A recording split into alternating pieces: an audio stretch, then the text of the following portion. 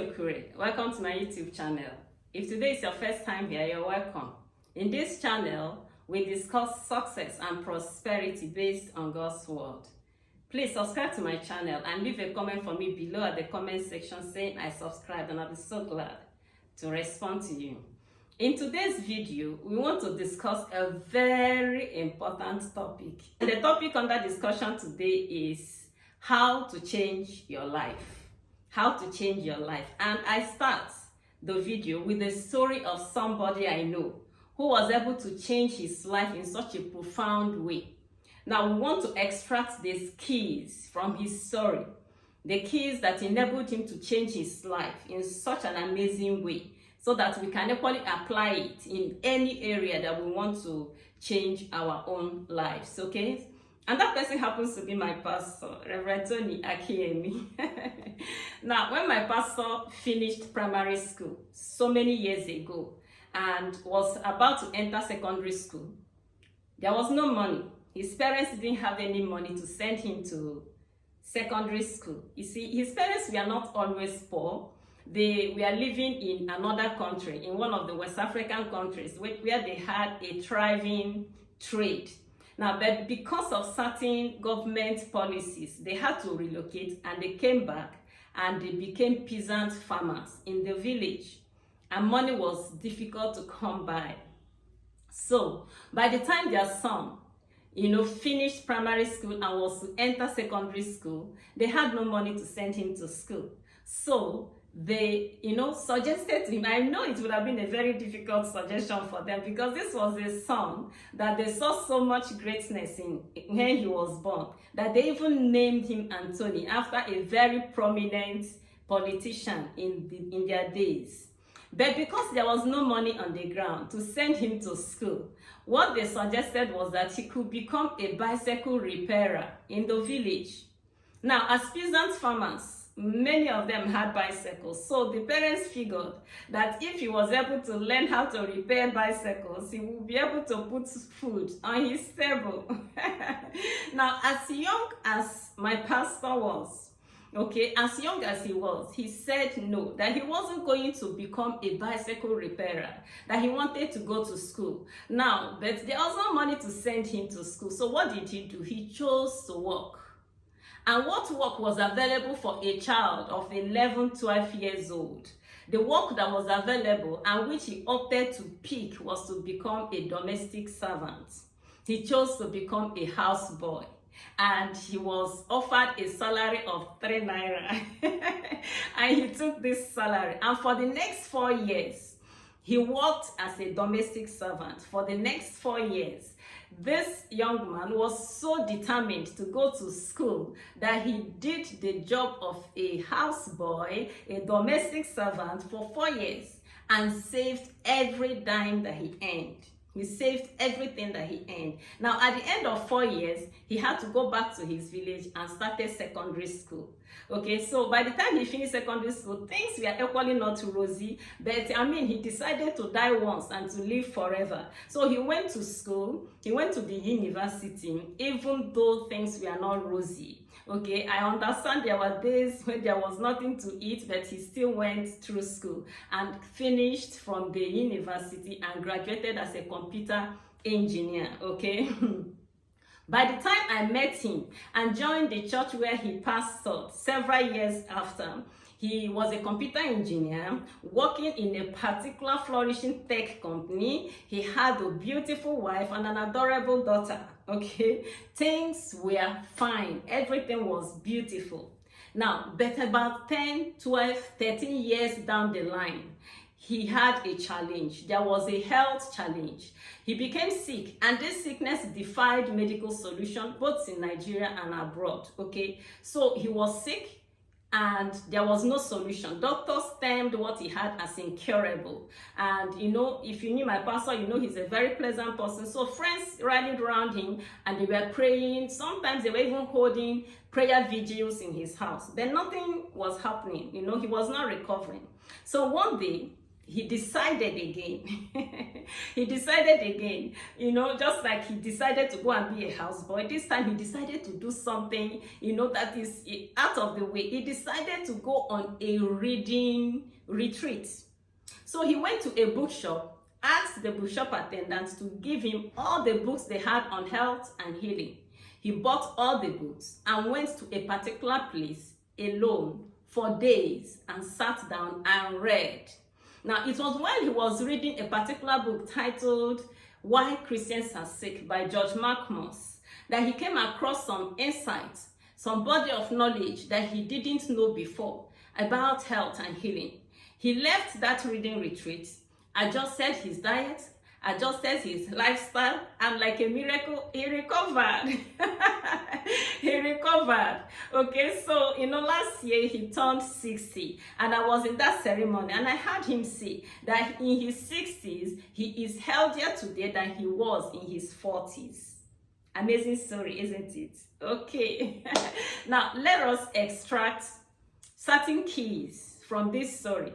Let us extract certain keys from the story of my pastor, from this most inspiring story that enabled him to become the person that instead of being a bicycle repairer in the village today, he is, a computer engineer, and he has authored so many books. He's a health enthusiast. He has written so many books that has helped so many people to reverse their health challenges, okay? Instead of being a bicycle repairer in the village, he is an impactful person who has, a scholarship scheme that is sending thousands of people on scholarship, to schools, sending indigent children to school. He doesn't want anybody to go and do houseboy before they will go to school, okay? So what are some of these keys that we can extract from his story that can help us also to apply to change our own lives in any way that you want to change your life? The keys that helped him to change his life in such a dramatic way, in such an outstanding way, will equally be able to help you. Why?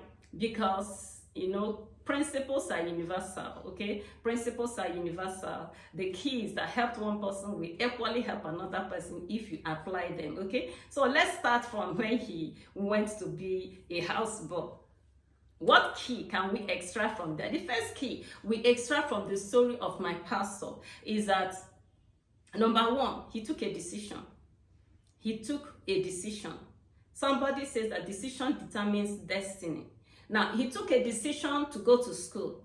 He took a decision to go and work, to be able to save money, to pay for his school fees, to go to school. Now, if he didn't take that decision, he wouldn't have changed his life. He would have ended in the village repairing bicycles.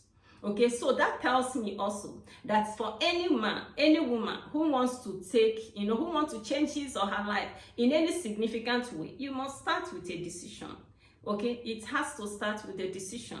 It's when you make a decision and you follow through with your decision that you are able to change your life in such an outstanding way, like Reverend Tony Akinyemi did. Okay, now that's the first one. Decision will always determine destiny. He took a decision, and if you want to change your life in any significant way, you will also have to take a decision. The second thing we see in his story is that he was diligent. He was diligent. If you know anything about being a houseboy, you know that it is a work. It is, a job that entails waking up very early and working all through the day until night. Okay, so he was diligent. If he was not diligent, this family wouldn't have retained him for 4 solid years. So he worked hard, and that's a key also that he's left for us, for those of us who want to change our lives, to know that if you must change your life, you must make up your mind to be diligent. You must make up your mind to work. Okay, work will always precede greatness. Okay, in the dictionary they say that the only time that success comes before work is in the dictionary. Okay, this to work, he worked, he labored, he worked as a domestic servant, and he was able to raise the money to go to school. So also, if you make a decision to change your life in any significant way, you must ensure that you work. Diligence is a key that transforms destinies. Now, the next key that we can see from the story of Reverend Tony Akinyemi is that he was determined. Determination is a powerful key that can take anybody to heights anytime, any day. He was determined. Look at that. A young boy of 12. He was saving his money. And, between the time he was 12, for the 4 years he worked there, he said he saved every money, everything he was paid. The family that employed him fed him and housed him. So all the money he received as salary, he said he saved everything. Okay, he didn't say it's Christmas, let me go and buy one shiny object, or let me go and buy one shoe, or let me go and buy Christmas dress. No, he made sure he saved everything. And it takes a lot of determination to do that. It takes a lot of determination to do that. And that's a key that anybody who wants to change their lives in any significant way, you must be determined. Because in the pathway of destiny, in the pathway to success, in the pathway to prosperity, in the pathway to the change you want in your life, there will be hurdles, there will be challenges, there will be difficulties. So it takes somebody who is highly determined to go through all the hurdles and to keep focused, to keep the goal in sight, and to continue to pursue that goal until he eventually achieves it. Okay, so determination is another powerful key. And then the mother of all the keys that we could see in his story is discipline. It takes discipline. You could see discipline running through all the story. Discipline to work, discipline to save, discipline to do everything that he was told to do in his workplace, until he eventually was able to go through the university. And we see also the discipline helping him through the university, that even though there was no money in sight, he still pressed on. In hunger, he pressed on. In thirst, he pressed on, until he was able to pass through the university, even with little. And today he is a thriving success. Now let's equally look at this other side of the story that is so amazing. Have you heard anybody talk about going for a reading retreat? Before his story, I had never seen anybody going for a reading retreat, but that's what he did. So that's another decision. He took a decision to go and open the pages of books. Okay, he knows that, in the pages of books are hidden knowledge, in that every challenge you have today is somewhere hidden. The solution to every challenge you have today is hidden somewhere in the pages of books. If you open those books, you will encounter the insight that you need to, to overcome the challenge. That's what his story tells us. Because if he had not gone seeking knowledge, if he had not gone opening books, he might not have gotten the information, the insight, the knowledge that he gained that enabled him to adjust his diet and his lifestyle, and today he's a thriving success. Okay, so you see discipline in his story. You see policy, decision to go and seek knowledge, decision. You see determination. You see so many people who are well do not even have the determination. They do not have the discipline to sit down to read books. But this was a man who was told that he was sick. Sickness that defied solution, both at home and abroad. And yet, with the little strength he had to sit down to read for hours until he encountered the insight that he needed. So you see the discipline, you see decision, and you see determination flowing through his story all through. Okay, and you see diligence flowing through his story. Now let's equally talk about the mother. The mother of all stories in this issue is the fact that when he encountered the truth in the book written by George Magnus, he came back and he had to make an adjustment in his diet and in his lifestyle. This is huge. Because I know that then he's told us he will be coming back, from picking mail from the school, his daughter from school. He will stop somewhere and he will buy snacks and he will buy soft drink, and he buy his own and he will give to his daughter. As he's coming back, he's drinking his soft drink and he's eating his meat pie or whatever snacks. Okay, then he will get back home and he will tell us that all the meat he didn't eat because his parents couldn't afford meat when he was growing up. So by the time he had money, he would go and buy meat, big chunk of meat. And by the evening, when our mom, his wife will still be cooking, they will first of all give him fried meat and some drinks, and he will be taking. All those things had to go. All the things that he was used to eating, they all had to go when he encountered this insight. In fact, he had to take them out. Every white flour-based product, gone. Every processed food, gone. Every bottled drink, gone. Every hydrogenated fat, gone. And most of the things he knew to eat were gone. Okay, he gave up on them, and he began to eat the rainbow. He began to eat the rainbow. He began to eat things that grew on plants instead of things that are manufactured in a plant. Okay, so he began to eat wholesomely. He began to eat whole unprocessed meals, and he began to eat a lot of fruits and vegetables. And then, before then, it's possible he was not given to doing exercises, but after the insight he got home, and exercises became a regular part of his daily routine. And at the end of the day, he recovered. So see the discipline there. Because there are so many people who cannot do what he did. There are some people who will not give up on the things that they are used to eating. Okay? But he did it. He had the discipline to take away everything that book suggested was not good for his health. And at the end of the day, he's very healthy. He said he's healthier today in his 60s than he was in his 40s. Okay, so you want to change your life. You also need discipline. You need determination, you need decision, you need all these keys that we can see in the story of Reverend Tony Akinyemi that have made him a huge success. Even the discipline. I just read the book, his last book. I read it last week, and I was teasing him and saying, when is this other book coming out? When is the next book coming out? Okay, so he has written so many books. I remember not too long ago, somebody called me. I bought a copy of his book. I think it is Defeating Diabetes, one of his books, Defeating Diabetes, okay? I bought it and I gave to somebody, and the person sent me a message and said, thank you so much for this book. It has really helped me. In fact, she even went ahead to tell me that another person she recommended the book for has been healed of ulcer or something. Okay, so you see that the discipline to sit down and to write life transforming books, okay, the same way doctors told him that the sickness or the health challenge he had was irreversible, and he was able to encounter some truths in the book that helped him to reverse the irreversible. He himself has equally sat down through discipline.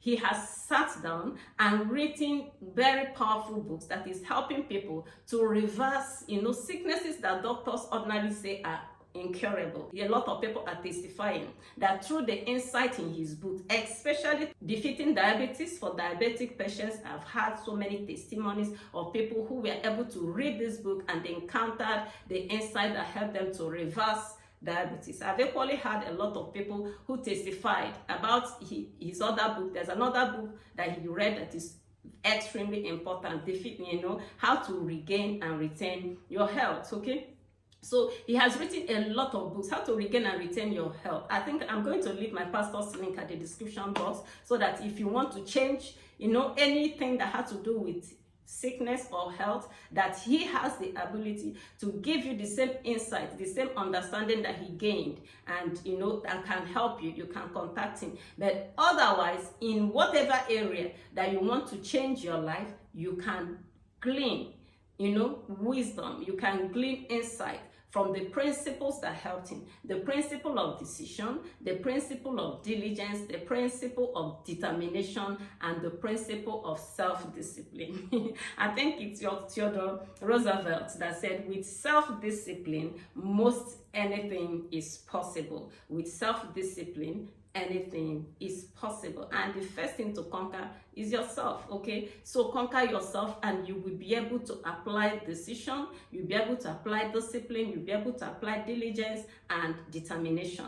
Thank you so much. I know that it is very possible for you to change your life in any dimension, whether it is health that is staring you in the face today. If you do the needful, you can get healthy. Is it poverty that's staring you in the face today? If you do the needful, if you apply these keys also, you will be able to overcome any challenge and be able to effect the change you desire. Okay.